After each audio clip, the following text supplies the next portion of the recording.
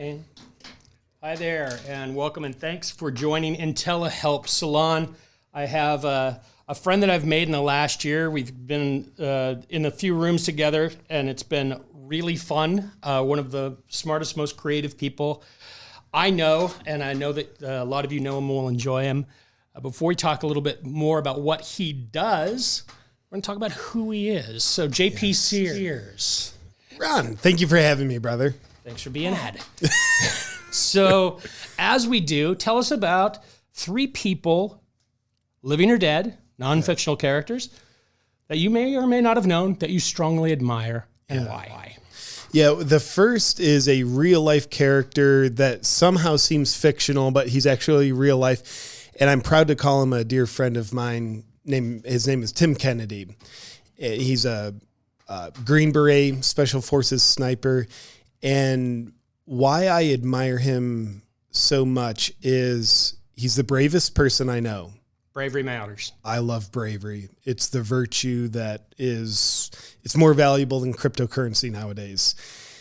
And he also knows how to play and have fun. And he's wicked intelligent. So his bravery, playfulness, wicked intelligence. Beautiful. And number two, I'm going to go Tony Robbins. I'm also proud to call him a friend. He is the level of service he does for humanity. It's almost next level. I don't think I've seen anybody as relentlessly dedicated to serving humanity in terms of helping people get in touch with their own mind, heart, and souls. And one of my first ones too. Was it? Oh yeah. We'll talk about that in a minute. I'd love to talk about him. And then number three. Number three, man, I'm gonna have to go Jesus. I'm not a religious scholar. I don't know much about the man, to be honest with you. I don't know if anybody really does, other than what is 85th hand information from other people. But he was willing to be crucified for what he believed in and on behalf of other people. And to me, that's wonderful courage. And I think courage over cowardice is a great virtue. I think a lot of times I'm seeing a lot of people choosing present day cowardice and compliance in the name of safety. Yet I think Jesus represented something way different, something all of us need more of in our lives. And he belonged to the right party that turned water into wine. Yeah. Which is my party as well. That's very profitable, I'd imagine. Jack Canfield was earlier this week, and he picked Jesus as one of his people. Jesus is one of the people that I pick in my... Oh, it's okay, no worries. And for the same reasons, is that conviction and the willing to stand out and be different and be who you are. Yeah. So... Before we get to Tony Robbins, let's go back to you and I. A year ago, we met. We're almost on our first friendship anniversary. I think we've passed it. Yeah, we just passed it a few weeks ago because it was just days, like the week of the 7th, 14th, somewhere in there. It was March 13th, 2020. And ended up launching Intellihelp the 14th, the day after we met. No kidding. So one of the things that we talked about the day that we met was the courage of what our roles are and the archetypes of people. And I think I'd shared in my life, I'd always tried to be, I thought the role for me was serf, landlord, knight, prince, king. And I've helped make all these kings, and I was never a king myself. And I felt dissatisfied until someone took me aside and shook me, and they went, "You cast spells. You're a wizard. You're on the magic path." And Roy Williams is a good friend of mine. I was like, oh, I'm so stupid for not. And we talked about you. And I asked you what your role was in that world. And you thought about it long and hard. Do you remember what you said? No. If I had to guess, I would say court jester, but. That's what you said. Okay. And it came over, and then you went, and we talked about taking a stand and how using levity and smarts to take a stand. And you do that every day. Tell me how that works for you. Yeah. Well, I'll tell you, back a little over a year ago when we would have been talking about it, taking a stand using levity to do that. Yet that was a minor degree to what's unfolded in the past year. So the past year, obviously, freedoms have been taken away. I love freedom. I love humanity. And I want to do everything I can to support humanity. So when I see freedoms getting taken away, I go to work. I do my best. So what I've been doing for a large part of my comedy videos the past year have been spreading messages of freedom through the language of comedy. And how that tends to work from my delusional point of view is, first off, a lot of the messages get through the censorship that's running rampant today, whereas other social commentators, their messages are getting stopped by the censors. And I think one of the reasons is because oftentimes in my videos, I'm speaking in the language of sarcasm. Right. And like, the AI stuff that's looking for the hot button terms, if you just in an inhuman way read the script of what I'm saying, I'm towing the line most of the time. Like, I'm agreeing. Yet what the AI isn't picking up is the satire and the sarcasm tonality embedded. So I'm doing my best to help people not wake up to my truth, but wake up to their hearts and what their hearts are guiding them to do, what their mind actually thinks, wake up beyond quite honestly, the brainwashing that they may be under. So that's how it's been the past year, doing my best to use comedy to help wake people up. And I think one other note about how that works is, I think one of the best ways to get people to not listen to you is to just preach at them. You go to the street corner in a downtown city, you hear someone with a megaphone proselytizing at you. It's almost like they're aggressively yelling at you. And it might even be, you need to accept Jesus, and here's why. Right. Our defenses are up. It's like we're trying to keep our psychological center of gravity in check. When someone's just pushing on us, we just block them out. Most of the time we get very defended. So what our minds tend to not like is when there's things that are coming in that are different than what we already believe. Because if we were to let go of one of our beliefs and start believing something different, that changes our whole psychological center of gravity. Yet with comedy, the same message that could be preached at someone, if it comes in through the language of playfulness, psychologically, it doesn't look like there's as much to defend against. Quite honestly, there's nothing to defend against. And the mind's radar tends to register there's no threat here because it's in the language of playfulness. So I think the comedy gets in or the messages within the comedy gets in for deeper consideration within the psyche before it even gets rejected. Well, and you're playing with cognitive bias in a lot. So you have, to your point, no one wants to hear someone scream, "You're wrong," whether it's turn your life over to Jesus or turn your life over to Mao Zedong or whoever it is. Yeah. No one wants to be told they're wrong. So if you can first agree and get inside of cognitive bias and say, hey, let's examine this thought. Let's play with this. Where does this lead? In the last year, and I obviously follow your stuff and we're friends, and so that's fun for me. But at the same time, you get accused of playing to fear. Mm-hmm. How do you respond to that? How much of this is playing to fear for you versus what's the truth behind that? Because I think I know what the truth is, but I'd like to hear your version of that. It's a great question. So in a sense, playing to fear, from my point of view, I'm acknowledging the fear of where a person's at, and the intention is to help free people from the fear. And in my opinion, that's the only thing that is playing to fear. I look at the opposite of my work, what you see in the mainstream media and all the social media fact-checking little propaganda messages that come up. Mm-hmm. That to me is the playing to fear. It's an attempt to get people to worship fear, live their lives in fear, and make decisions from fear. And of course, the more afraid you are, just the more obedient you are. So Yeah, I don't get playing to fear. I'm doing my best way from love to a person beyond the fear. But I think if someone's under fear, you got to meet someone where they're at. So if I was to play devil's advocate to myself, I could understand how someone might think I'm playing to fear. I look back, Carlin's one of my favorites. And now you can watch a lot of stuff that Carlin did, and it's not funny. Yeah. You're like, this isn't funny. This is just sounds angry. But at the time, it was so funny because it was somewhat farcical at that time. Yeah. But so much of it turned out to be so freaking accurate that now it's like, oh, it wasn't funny. It was true. Yeah. And comedy changes over time like that. But I think that you speak to a lot of truths. And the idea of, and you'd make this wonderful point about the difference between being woke and being awake. This idea of, hey, that we're all so open that we're closed. Yeah. The idea of openness is actually closed and is becoming more narrow and more narrow thinking that, hey, you know, that we're the bastion of open and free thinking.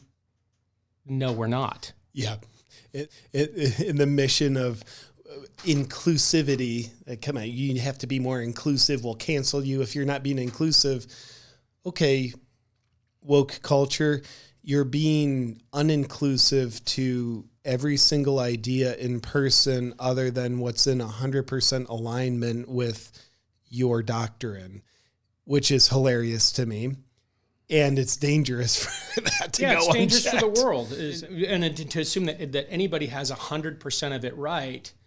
And there's often these messages, and this is not on one side of the society or the other. It's in society as a whole, as I see it, is, you know what we all need to do is we need to come together. You hear this message a lot. We need more unity. We need to come together. Well, who needs to come together? Well, us accept them and accept that. And there's suddenly massive math that goes into the division. Yeah. That everybody can be part of a group or a subgroup or a sub-subgroup. And it feels much more like the system, as it were, is much more of a divide and conquer, or divide and make you so scared you're home alone with no friends or no connections system. Yeah, yeah.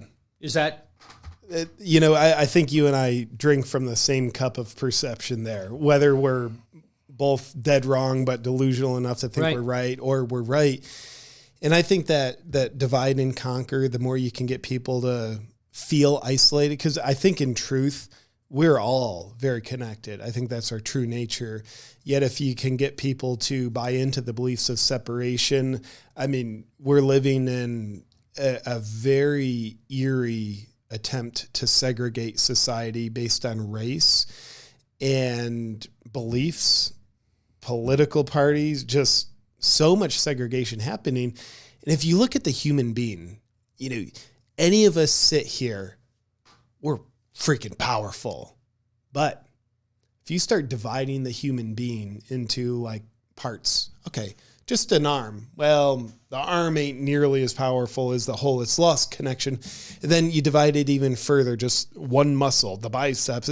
Then you get down to the cell. If you divide all the way down, just the cell, that is very weak, easily manipulated. It's disconnected from its true nature, its power. But when wholeness is there, it's realized the whole body, good Lord, that's unstoppable. And I think right now,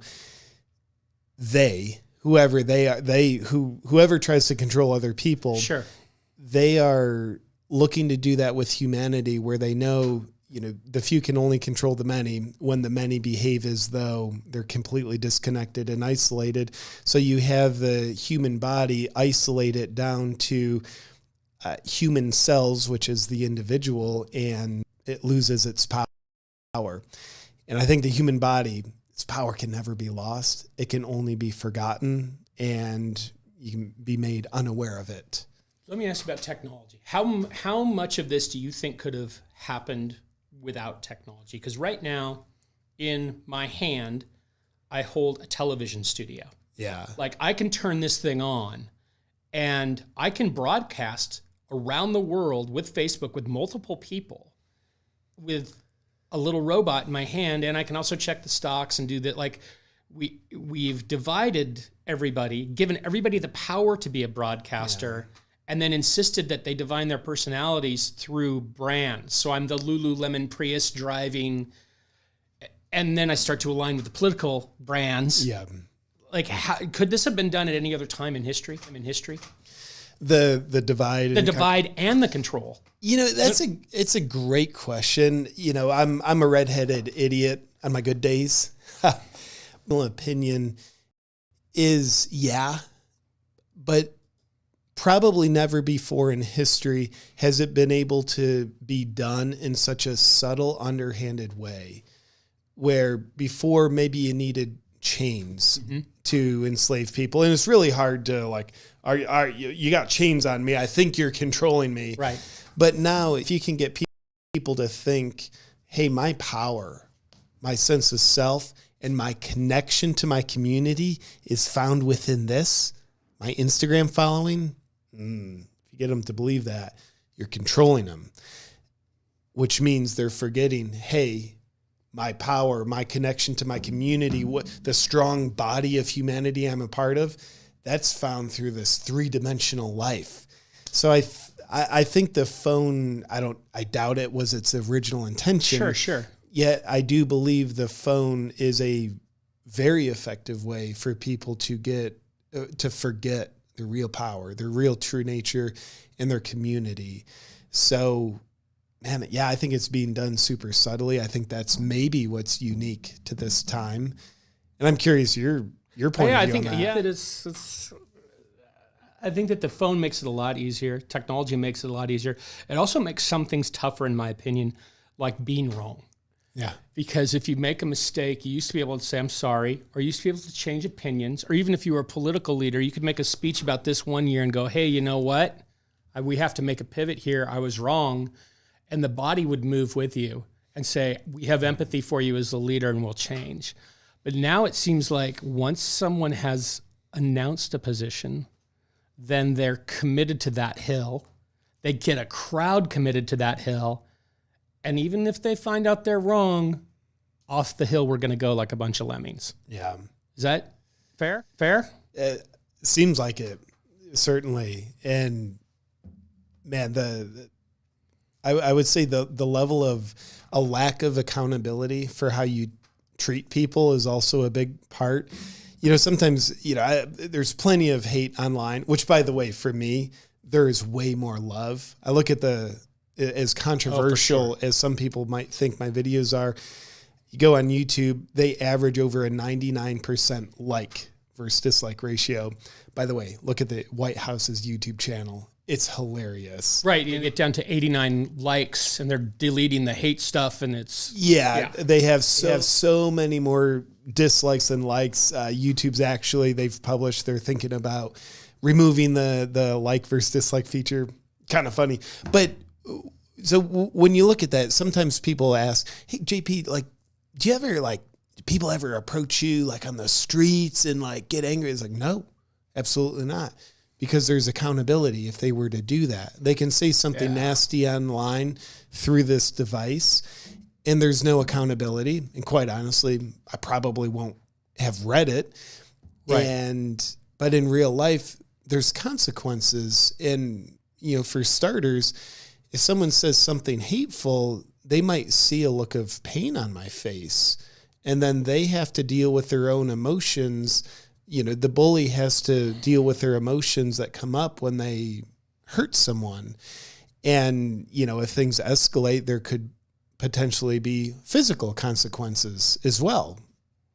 So I think the phone allows people to live in cowardice while believing they're acting out of courage. Yeah. And everybody's a Gila monster. Everybody's got a big fluffy chest and muscles online, and they open their mouth and they say things to people that they never would say in person, but also they won't have to articulate the full argument. Yeah. They can speak in a mean fortune cookie without thought or having to be able to articulate a position. Yeah, that's a great term. Speaking a mean fortune cookie.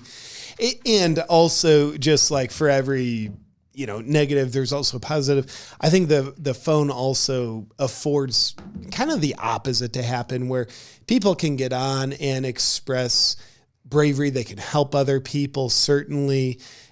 Yet, as we're highlighting some of the challenges that come with it, there's challenges that are happening for sure. Let's talk a little bit about fame for a minute, if you don't mind. By the way, Mark Zuckerberg, what's up, buddy? Ron and I talking about you, man. I'm no CZ. Yeah. I like this sociopathic look on your face when you're testifying before Congress. Talk to you later. Meanwhile, I have the character on Star Trek, Data. I have trouble. Have you ever seen him in the same room at the same time, Ron? Well, I'll tell you what, Jesus is coming, that those two guys aren't. Next joke. I can tell by the look on your face. Well, fame. So you've lived a full life, and suddenly you have what appears to be a meteor rate to fame. That wasn't your whole life.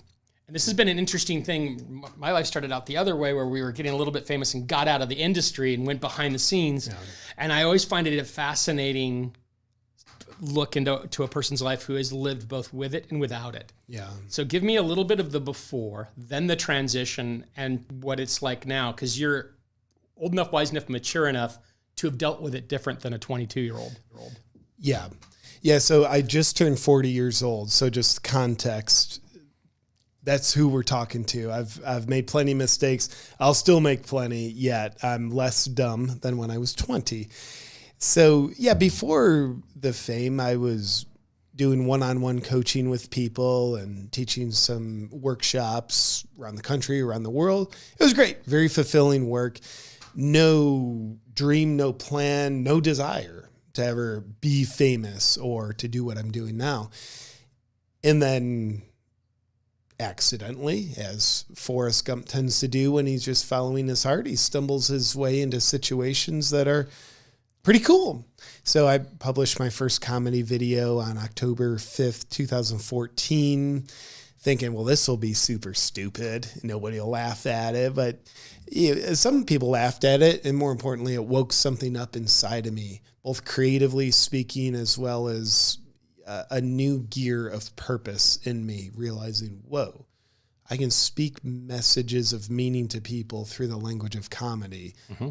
That matters to me. So I kept going. Still no plan. Still don't have a plan, by the way. And along the way, snowballing the amount of views, awareness about me, and you kind of fast forward. And yeah, there's a certain level of fame I've acquired. And man, Ron, anytime I'm talking to someone about fame, I always say, I wouldn't wish fame on any young person. I think it is a curse. I think parents that push kids should be halted. At least, well, they're a free country. Let's at least have a talking to. Yeah. But when you look at kids who become famous, young adults that become famous, it usually don't work out too well. So I started my mild acquisition of fame when I was 33. I'm 40 now. And before I had even the first person out in public recognize me, I had 15 years of solid self-growth, personal work on myself underway, working one-on-one with coaches. I was very committed to let's learn, grow, and heal about myself. So I already had a decent sense of who I was. And an interesting thing with fame is you can really lose yourself by starting to think you are who you think other people think you are. That's the siren songs that lead you right into the rocks. So, yeah, before I rattle on all day, I'll just conclude this initial. You can rattle on as long as you like. It's interesting. So, yeah, I think being 40, other people's approval doesn't matter very much to me. Therefore, their disapproval also doesn't matter very much to me. When I was 30, yeah, it mattered. It definitely mattered more. Sure. When I was 20, hey, it's all that matters. So like, cool. What made you laugh? What made you like me? Cool. I'll do more of that. Yeah, you're gonna be a weapon when you're 50, because then you're really not gonna give a crap, and then you're gonna be dangerous. Because you're in stages. I believe that. Yeah, it's gonna get worse. Worse in a better way. Yeah. So Much more freeing way. Being 40, some of the context I have that helps free me to a pretty decent degree from the addiction to approval is I know what true fulfillment feels like, because I've been in touch with myself. I know when I'm serving my purpose, I know what that fulfillment feels like. That's a currency way more valuable than the fleeting approval. And then I've also got my wife. I've got my son. Yeah, you got a lovely family, and that matters. So when I'm working in my creative space, not even for a second am I considering, hey, what's going to get approval, what's not. I know what matters to me in my life. And and then lastly, I'd say with fame, I love sharing moments of gratitude with people when I run into them and they want to share gratitude about my videos, my work, my mission. I love that. And I so grateful that I can see them as a brother or a sister. 7 years ago when people started running into me, it went to my head, certainly a bit. There was some ego gratification and, ups and downs with that. And like, cool, I just want y'all to know I'm hot crap. Yeah. So I went through some phases like that, yet now it just feels so good to look people eye to eye and know, hey, we're brothers and sisters. I'm in this with you. And you know what? You appreciate me. Thank you. I appreciate the hell out of you for watching my stuff. So yeah, fame's an interesting thing. I mean, Spider-Man's uncle once said, with great power comes great responsibility. And if you don't have a sense of self to handle that responsibility, then that power might not work for you. It might work against you. Was that Jackie Coogan who played that movie? I don't remember. I think it might be. Who was a famous child actor from like... Oh, is that right? Zillion, yeah, all the like Disney movies and Our Gang and stuff. I think it was. And I think came from the Coogan family. He's all been famous actors. It's my first. So I got my first job in Hollywood from Robert Altman, and hung around some movie stars. And then my second job was with Shirley MacLaine. Then my third. But these people were old. Like, no offense, Shirley, if you're watching, but this was 30 years ago, and she was playing a grandmother. Yeah. And I've seen her in the last 2 years, and she's an elderly person, and she's still sharp as a tack. But they weren't going to be peers. Robert Altman was 80 years old. Not going to be a peer. But then I got a job with River Phoenix, who was a couple of years younger than me, and we became friends. And we did this film, and I got to go socialize with him and hang out in the world with him, and watched this firsthand of everybody loved him, and he knew it. But I also knew the backstory of he was the financial backbone of his family, who had been living in this commune in Oregon, and the parents kind of pressured the other kids into fame and acting, and then we would go out and he would misbehave. Mm-hmm. We'd go to a bar, and there'd be a band playing, and he fashioned himself a singer. And he had a band called Alice's Attic, I think. He lived in Florida, and he was in Seattle, and we'd go out, and he would get on the stage with whatever band was on the stage and sing. And the band is like, he's famous, but you could see, like, it was awkward, and alcohol and everything involved. And we'd leave and walk down the street, and he'd be like, that was cool. Wasn't that cool? And you're like, no, dude. And I would be the only one of his friends that would say that, yeah, you embarrassed me, you embarrassed the band. Like, that's not, would you like it if someone walked on set while you were shooting a scene? That wouldn't be cool, right? That's their job. Like, that's their moment. You get your moments. Yeah. But also everybody expected him to pick up every tab in every restaurant, and he did. Yeah. And then I started calculating all the tabs he was collecting with his family, with his friends, with his coworkers. And what most people don't know about movie stars is how much money they don't make. Yeah. Because of the agent, the lawyer, and they see in Variety magazine somebody made $12 million. They don't realize that they really only made $3 million. The IRS took half of it. Yeah. And then they're trying to live a fabulous lifestyle to keep up the heirs of that. Yeah. And I went, this is awful. And then he died. And I was like, I don't think I ever want to have a part of this. Yeah. What specifically do you think he was lacking in his psyche that compelled him to jump on stage, obviously interfering with people expressing their art? A handler. He didn't have a conscience because he'd been, if you are around people all day long that say, whatever you do is okay, then whatever you do becomes okay. Yeah. And this happens to a lot of stars, is they surround themselves with yes people. Yeah. And when you're surrounded by yes people, it is super simple to convince yourself, because you've got a quorum that agrees with you, that you're right. And you lose your morality really quickly. You lose your sensibilities. And there's been lots of films that have been done on that theme. And oddly, that movie Dogfight was kind of done on that theme. But I think that's true of anybody. I mean, that's how gangs work. Yeah. They do abhorrent behavior, but they all agree to it and pat each other on the back for abhorrent behavior. There's no checks and balances system within their psyche or within their peer group. Makes them special. Yeah. It reinforces that specialness, which I think is the inverse of an insecurity. Sure, absolutely. Because we're all insecure. When you don't have the normal social mechanisms in place to put the rails on that, I think anybody. And so I'm not pointing the finger at him and going, wow, you miserable.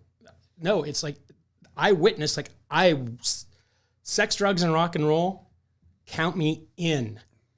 And about that time, I'd met my wife. And I was like, count me out. Yeah. Because I couldn't have both of those lives. Yeah. And I knew that one was going to end up laying on the ground next to the Viper Room, just like he did, if I did that. Because I just didn't have the strength. Yeah. Yeah. When you mention like the rails that you don't have, it's like when we need to be checked, and we all do, God help us. I've never met someone who's right all the time, who's so special. They can never happen. So when someone doesn't have the rails to reflect back to them, hey, here's an insecurity. I can't just misdirect it externally, but these people, they're not yes men, they're rails, they're getting back into me. Then that person has the opportunity to deal with that insecurity internally, because it's reflected back to them through, hey man, that wasn't cool. Or like, hey, is this a good idea? No. That's really bad. Or you know what? That hurt my feelings. Or you know what? You ruined my show when you jumped on stage in front of me. Like, what are you doing, man? That would give a person an opportunity to grow and reconcile those insecurities and maybe even become stronger because of them, wouldn't it? You don't learn anything from a cold stove. We all learn from mistakes, right? And so translating that into our geopolitical world right now, here we have a whole bevy of people that are in places of power, whether they got there through business or whether they got there through technocracy or whether they got there through the political system and have been there 40 years funded by the factory, the corporate system. It's essentially similar, I think, in many ways, that we have a whole bunch of folks at the top who are disconnected yet appealing to people in the gang that are saying, you're the cool kids, keep going. And the cool kids have no idea that they're not the cool kids. They're really, in a lot of ways, vain, destructive, selfish, and the idea that, and it's kind of ironic that America's the place that anybody can make it to the top. But hell, the people that do sometimes. Yeah, I agree. And I think one of the challenges of the political positions of power is they attract people who want power. But of course, someone who wants power, that wantingness doesn't mean I want to serve people. No, what's driving them is I want power. So ironically, I believe the best people for those positions of power are basically the people that don't want them, people who want to serve. And, you know, I've heard Tony Robbins say on occasion, when he was younger, he was considering like, hey, maybe I run for office when I'm older. And I've then heard him say like, hey, I've realized I can be way more effective not being in office, because his drive isn't for power. His drive is to serve people. So, man, I don't know, like, what do we do? Is the system just broken, or is it just a matter of, can we get people in there? Like, I'm a fan of Tulsi Gabbard and Dan Crenshaw. Mm-hmm. I think they're both service-oriented people. And it's also kind of like, but damn it, you know, like the DNC wipes Tulsi off the face of doesn't even give her a shot getting the presidential nomination. Google stops running her ads. It's like, what, like, we're trying to get someone into a position of power who wants to serve, and the system doesn't seem to let that happen. So I don't know if you've got your crystal ball handy, Ron, but what the living do we do? I think that's the challenge is technology is the culmination of collective human experience that endeavors to ensure there is no more collective human experience.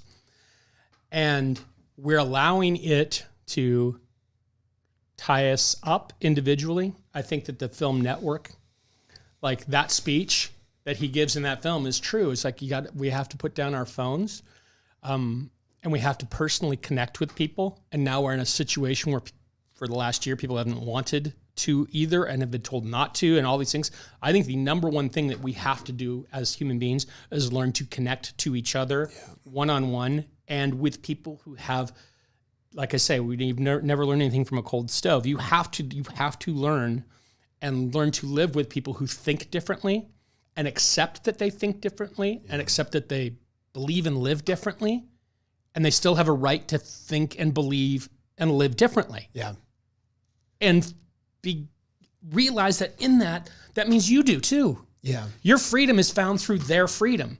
Even if you don't like what they're doing or what they're eating or what they're saying, or like, that's okay. Yeah. That's got to be okay. I think you're right. You're right. It's got to become more okay. And to me, that's an acceptance-based way of relating, not agreement. Agreement-based relating is like, okay, you can exist as long as we agree. We agree? Okay, you can disagree? Cool, cancel you. And like burn your city down and that kind of thing. Yeah. But acceptance, the nature of acceptance, it's beyond agreement. It's like, cool, if you believe something different, if you believe something the same, doesn't matter. I accept you as you are. That's what acceptance is, accepting another as they are. And I'm willing to have a conversation, and I'm willing to be wrong. Yes. Because you've got to have a willingness to be wrong. That's what we've eliminated, is so much pride.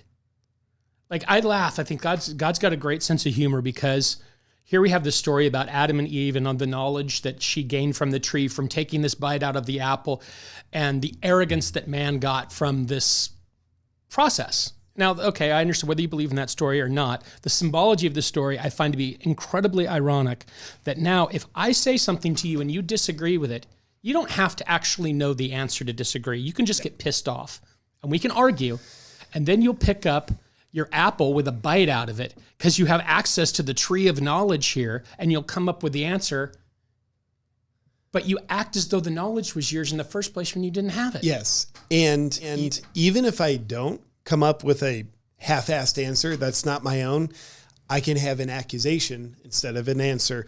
Oh, okay, Ron, that's what you think? Well, that's because you're racist, you're homophobic, you're transphobic, just all these emotional accusations of hysteria that are... And because you don't like apple pie this way, frame your whole identity and personality around that one sole topic. Here's what that means about you. This is who you are.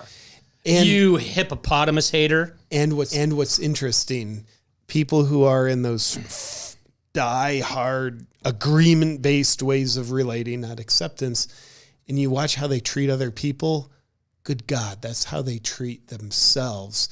So if you're looking at someone who emotionally violently, or like Portland style violence in a peaceful kind of way, rejects other people for being different, like the amount of just unwillingness they have on the inside to disagree with themselves, which is called learning. Like, cool, I disagree with what I used to believe so I can grow into this better, more accurate belief. They won't let themselves do that because they're hostile towards disagreement. I love disagreeing with myself. And by the way, God help you and I if a year from now we don't look back and disagree with half the stuff we say today. We'll be doing something wrong if we agree with everything we said today. You have to have the continuing examination and dialogue of where you are, because one, you're changing, and two, the situation's changing. Yeah. How you're racist. The silence. Silence really wrong. I know. Okay. I know. It's my celebration of death. There's some dead air for you. Here's some more. There you go, dead air. No, I'm thinking about joy and happiness, because I think of happiness as being a momentary thing, and the chemicals associated with that, with humor, oxytocin, and dopamine, and all these things. And then joy, the state of living in joy. Because I feel like we constantly tell people, you need to be happy. And I think it's an unrealistic expectation. Like, you can't be happy all the time. That's not what happiness is, because happiness is a state that is relational to unhappiness or neutral. But you can live joyfully and have moments of sadness and happiness. Sure. And I feel like we've got to a point where that bar has slipped, where we're living in cynicism, fear, and anger, and we're not living in joy at all, ever.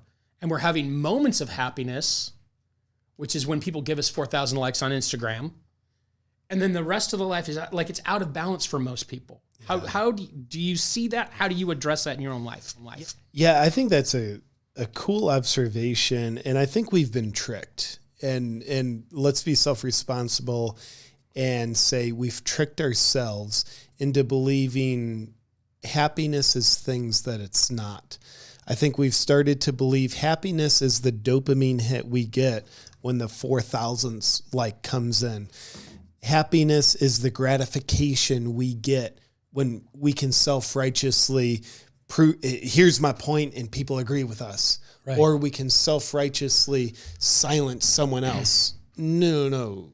That's a very painful state you're in, that you're calling happiness. They're like, okay, we'll like check Facebook for the 400th time today. No, that's not happiness. You're actually degrading yourself. That's the opposite of happiness. So somewhere along the way, I think we tricked ourselves into calling different sects of misery happiness. And I think redefining what happiness is, what joy is, back to the originally intended forms is something that could serve all of us, because, we're never going to get happiness if we keep having our happy compasses oriented down the toilet.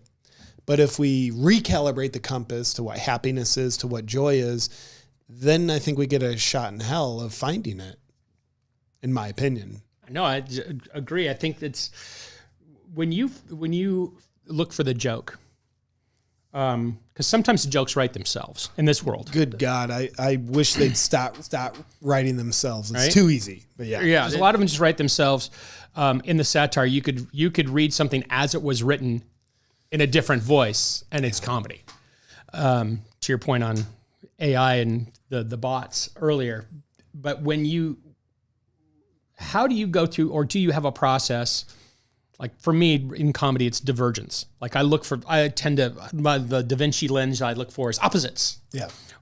What's the lens that you kind of, when you go to joke write or make light of something, do you lens? How do you lens that? When do you know it's like, oh, that's funny? Yeah. Well, first off, what comes even before that is the creative inspiration. Because I think anything can be funny. It's just a matter of creating the funny out of the thing. But for me, I'll feel a creative impulse around an idea. Like I was texting with Tim Kennedy last night. He recently got censored, fact-checked on Instagram. He gave this beautiful history lesson of what happens when government disarms populations. Spoiler alert, genocide. Yeah, not usually good. Yeah, just kind of 100% of the time. Yeah. And anyway, they fact-checked him and like get these warnings on his posts, like, hey, the fact-checkers say this is wrong. And like I just got the creative inspiration, so I sat down, wrote a video on gun control. It'll go out tomorrow.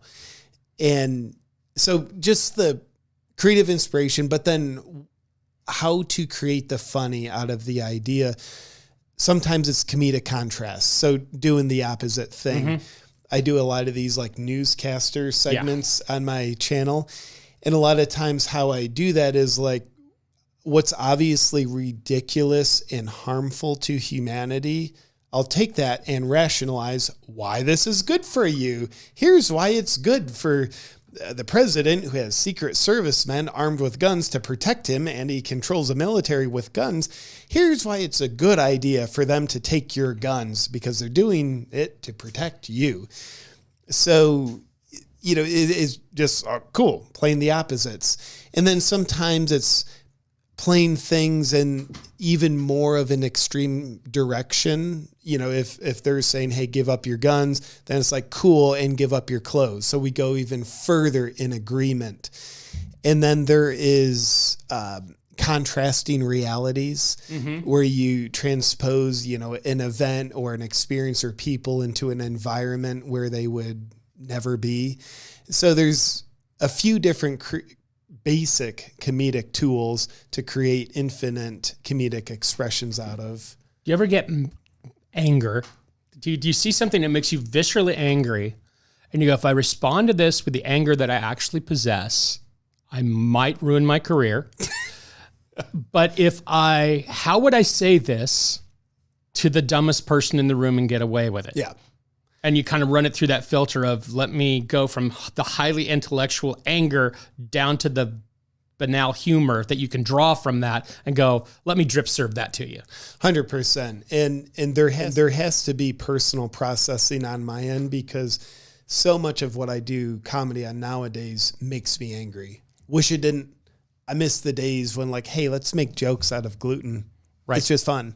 Right. But now, you know, through conversations with my wife, friends, texts with friends, I'll be processing my anger, and there's nothing funny about it. Usually there's a lot of expletives in those conversations.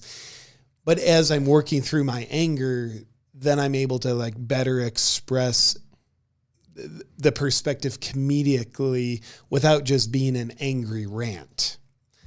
So yeah, it needs to go through a bit of a distillation process to filter out the impurities of anger.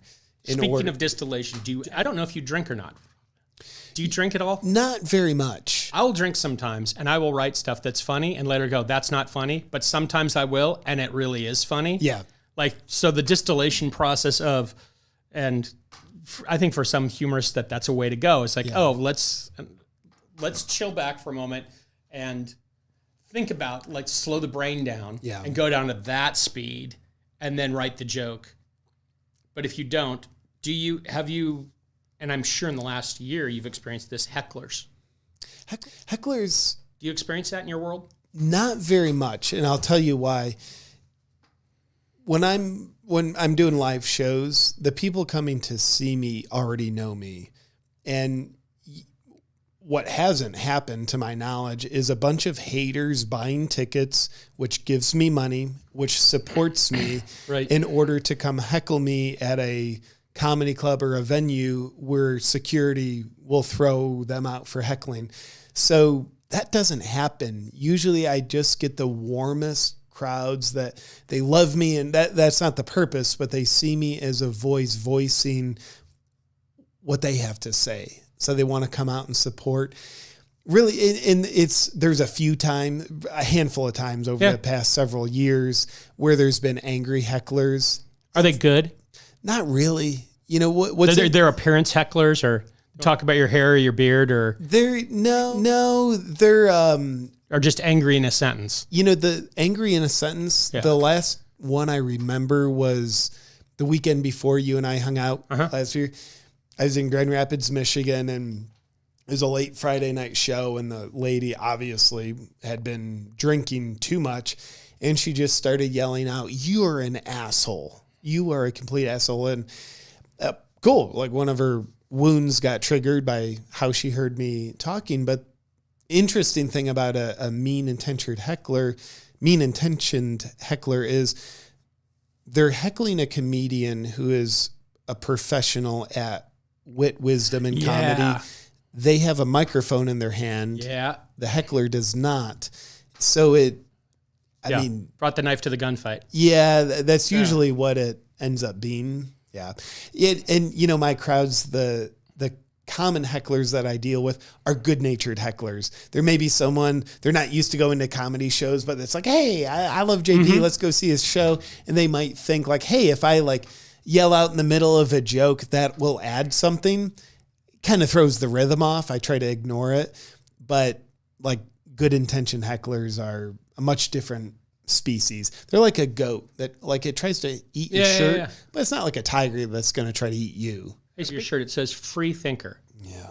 How many did you have to buy till you got a free thinker? That's you have to buy all the $27.99 price thinkers, then you get a free thinker. You get angry thinker. You buy 23, get one free. Absolutely. Eventually. I like that it's almost a Dunkin' Donuts color at the moment. Thank you. I like that lavender. The free donut. So you're going to be in Salt Lake Friday? So yeah, Kanab, Utah, which is a mysterious distance from Salt Lake City. Apparently, I know I've driven through it because I remember seeing the sign because I drive there every once in a while because I'm kind of weird that way. Yeah, but it's a long drive. Kanab is just outside of Zion National Park. Yeah. I've never been to the area. I'm looking forward, and yeah, it should be great. But yeah, I've got 4 shows. I think they're all sold out. Ish. There might be a few tickets left for one, but they'll all sell out. And yeah, I'm excited to be in a new place with. Oh, I'll get in. I'll just lie. I'll just come to and I'll believe me. I know a guy that can get you in.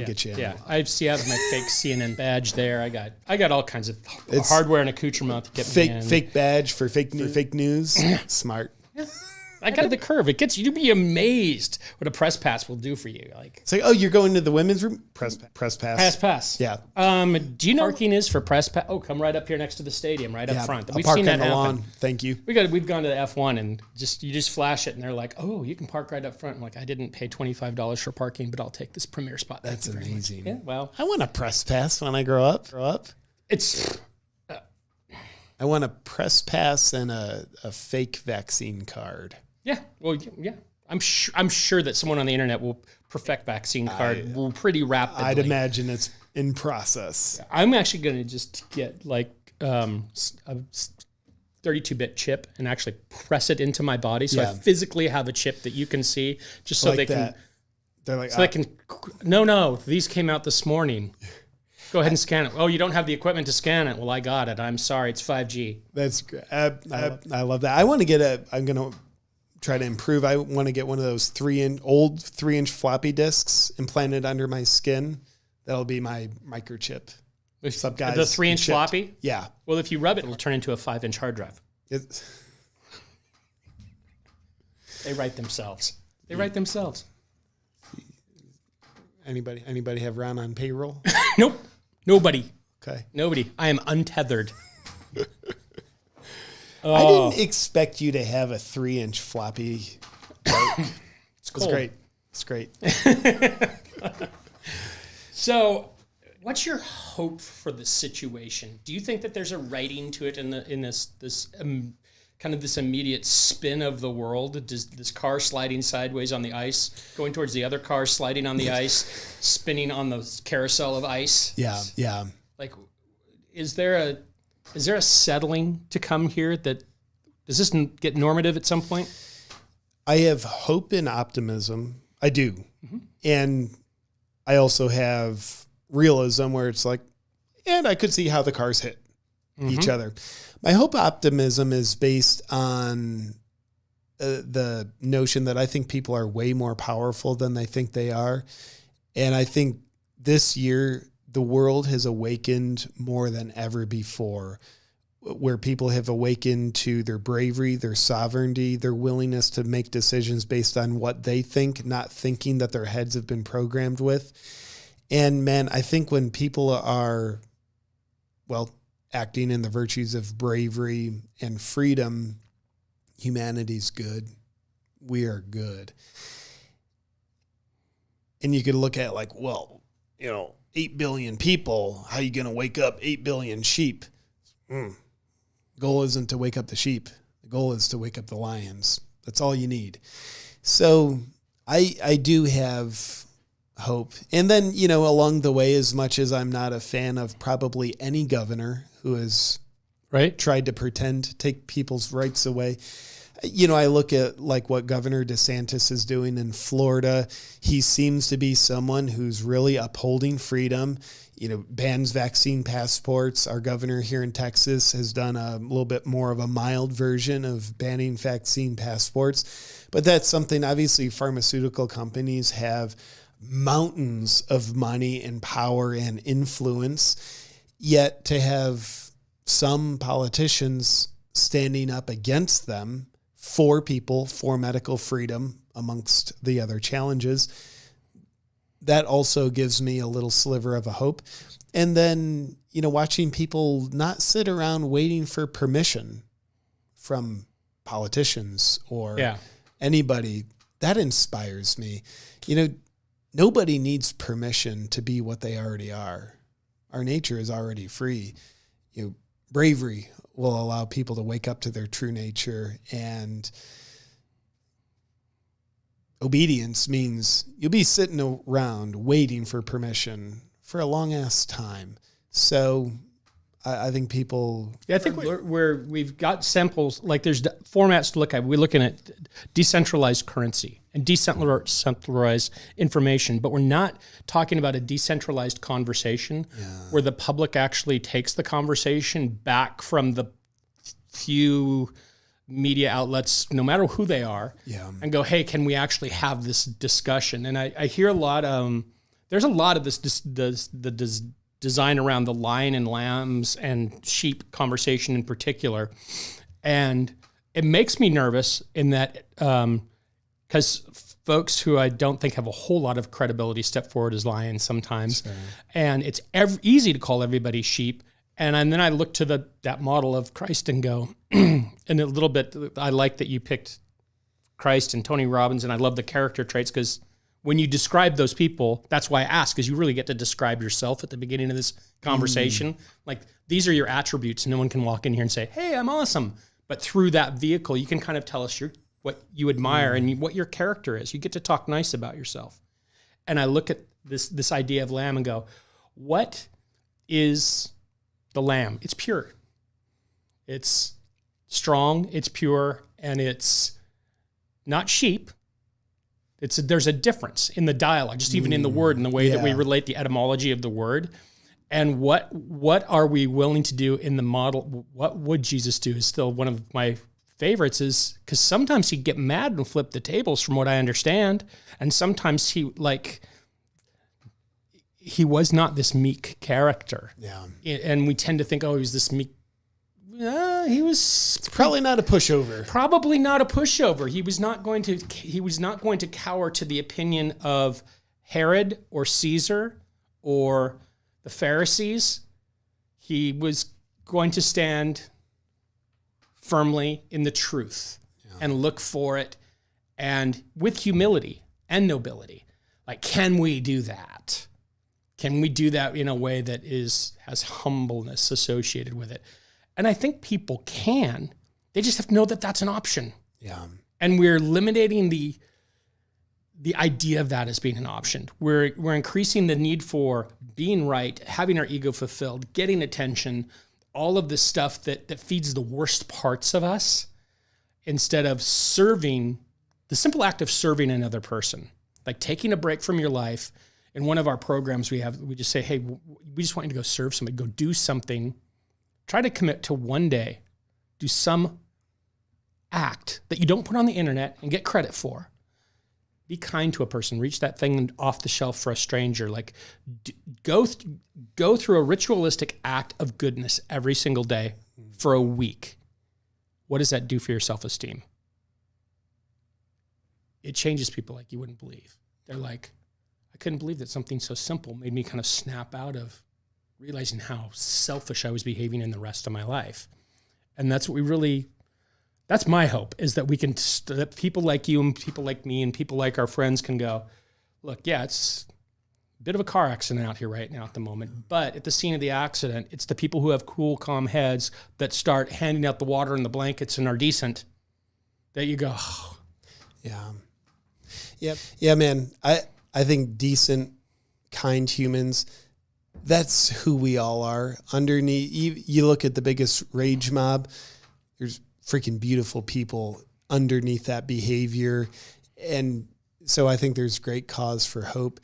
And I'm curious, I know you shared some perspective and, two cars sliding on the ice towards each other. And, you and I are part of some signal threads talking about real stuff and what might we need to prepare for. So I'm curious if you were, I don't know, like an odds maker, like, hey, cars are going to hit and like we're living in the woods or whatever it might be. Or it's kind of like, cool, this is a dark time and we're making it through it in life. We kind of like emerge on the other side with quote unquote normalcy. Curious, if you were the psychic predicting the future, what do you see? We're going to have a collision. I think that we're,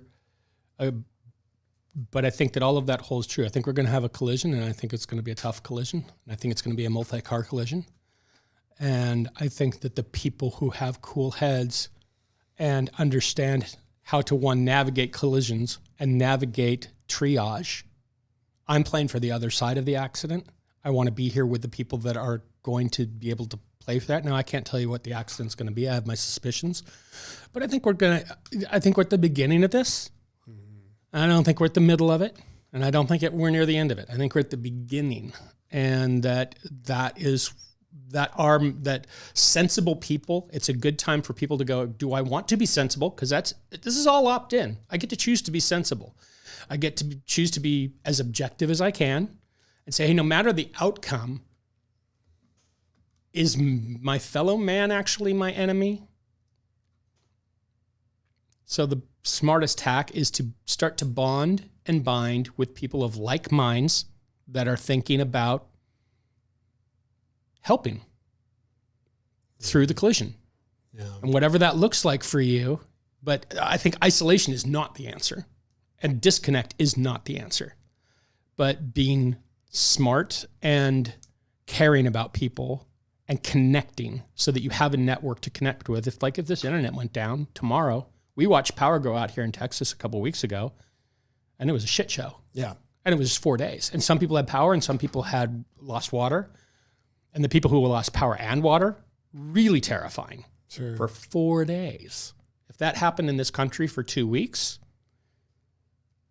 FEMA and the NSA and everybody says we're 9 meals away from chaos. That's why we built Intellihelp, is so that we might have a food network out there so we weren't in chaos. Yeah. I don't want to be in chaos, but the og just small wheel and cog of life. Man, you look at history and all the great empires have fallen. And I don't know that any of them fell gently, laid down peacefully on the ground and let's just change here. I think collisions tend to be a part of empires falling, and there's no question we've been part of an empire here in the U.S. for quite a while, and there's no question there's cracks all over the freaking place. So it's interesting to think about. The bill's coming. We know that. There's some math to this that we know that we've printed an awful lot of money, and there's gonna be a bill that comes payable here at some point, and that's going to cause some problems for sure. Yeah, and that'll have repercussions because it'll create. When you have a huge bill and you can't pay it, you've created opportunity for other people. Yeah, and that's not going to go unnoticed in our world. We're going to have a moment. Yeah. My opinion, but I'm hopeful that smart people will. People will always prevail. Human race is not going to come to an end. Sure. That's not going to happen. As much as many people would like that to happen, that's not going to happen. Yeah. It's going to be a moment. Yeah. We've been living in easy times. You know, there's the old saying, I'm not sure who the hell said it, but tough times create tough men. Tough men then create easy times. Easy times create weak men. Weak men then create hard times. And I think we've been weak for a while because it's been so damn easy. And well, then the rate of change has just escalated so much. I mean, my grandmother died just a few years, and she was she 99 when she died, Sam? And in a week from now? Oh, a week. In 1 week, yeah. She was a week past 99. And but she had lived, so she grew up in South Dakota. They came from Switzerland. She had lived through the first tire tracks in their neighborhood. So from horse to car to light bulb to radio to television to World War II to Kennedy to industrialization to frozen TV dinners to refrigeration to color TV to the internet. I can't imagine to the space shuttle flight. And she worked for Northwest. My grandparents both worked for Northwest. So they saw the first airplane, and then they were in the flight industry she was an RN. You had to be a nurse to be a flight attendant when the commercial air industry started. Like she'd seen everything, like incredible. From America going from wheat and grass really to industrialization to space age. Wow. And just in the lifetime of one human being. And I think now I hate to say, hey, kids today, they grew up with the internet. They grew up with all of these electronics. And so they don't really see the rate of acceleration that even I've seen in my lifetime when I was born in the 60s. Sure. And it's something. It is. Yeah. And we're moving fast. And if we're on ice, that's interesting. That's very interesting. Yeah. I'm curious, do you have a basic, like, here's the top 3 bullet points one can do or should seriously consider if they're looking to be intelligent in the midst of a possible crash? Yes, a couple things. One is a good friend of mine that used to work at NASA, Mark Fox, wrote a book called Da Vinci and the 40 Answers. And this is based on this actual research that's come from Da Vinci and from something called Tris theory in Russia that they looked at independently. And that is that there's only 40 possible solutions to any problem. So if you need to get a mile-long vehicle around a mountain, you segment it, turn it into a train. If you need to get a 40-foot pole into a 2-foot box, you segment it in a telescope. So segmentation is one. Turning it around is another. There's 38 more of these ways to look at problems and most people rely on 1 or 2 or 3 problem-solving methodologies. So just learning how to think is one. Then a basic book on survivalism, of learning how to make fire, how to cook. Now, I'm not saying we're going to end up in the bushes making fire, but there were people here I saw in Texas, people I know well, that didn't know how to do squat. Yes. Like there's basic things that people have no comprehension of, and I did not realize it was just simply because of when they were born. That there's so much of the world has been automized for them, they just don't know how. So there's plenty of books on how machinery works, what a combustion engine is, how to purify water, like basic stuff that all human beings should know to be in a civilized society. And then the other is understanding that there's commodities other than money to trade.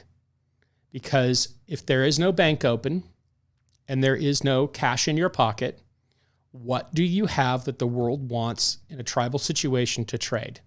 And there's a whole array of things that you can do, from having a talent and knowledge to having another commodity, like fresh water becomes a commodity. I hate to say it out loud, but ammunition becomes a commodity.